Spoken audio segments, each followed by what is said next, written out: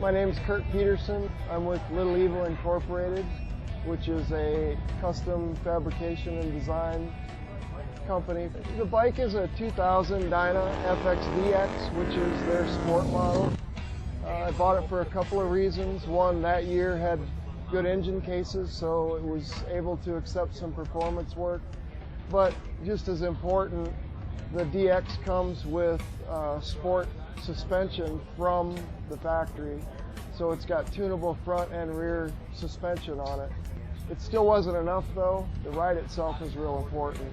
I kind of turned this into my road bike, and the ability to get on and just ride to California or ride to New York was important for me, and although it was the best Harley had, it wasn't good enough yet. So I've been running Jesse's stuff for well over 10 years, and I absolutely love it. Same ride quality, adjustability.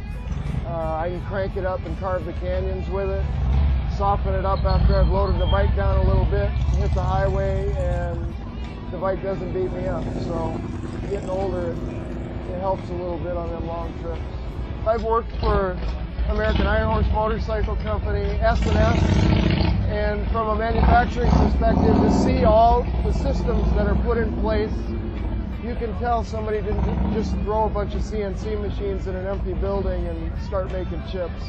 And the people that work there are treated as though they're the most important tool in the toolbox. I mean, they're happy when they come to work, they're proud to be part of the product, and you know, that says a lot. It really does. It's not just a job to them, and they're just as much a part of that lifetime warranty as the product itself.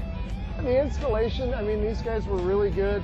Putting the shocks themselves on, the switch for the handlebars, running all the wiring, it's like color by numbers. It was pretty easy. It took me maybe an hour to do the complete suspension, and it worked just the way it was supposed to when it came out of the box. Something I've always liked about Legend is there's a lot of imitators out there. There's a lot of people that say they have air ride, but the quality's not there. They cut some corners when it comes to suspension travel and the design of the shock itself. So yeah, it may raise the bike up and down, but it doesn't do what it's supposed to do function-wise. The quality itself is second to none, and it's an American product, and anytime I can buy something that is going to feed an American family or keep an American job going, I'm going to do it. So I'll pay a little more to have the best. Every time I've ever had a minor issue, it's a quick phone call, and it's usually something I've overlooked, not necessarily a flaw in the product. And it's a pretty big statement. There's not a lot of people doing it right now. To put a lifetime warranty on your product and stand behind it, and it does, no questions asked, it's not working the way it's supposed to, we'll fix it, it's unheard of. I know a lot of people are trying to extend their warranties more. They're more conscious about customer service, but in my opinion, Legend sets the benchmark. The biggest thing is Harley-Davidson is a motorcycle manufacturer, and they need to make money.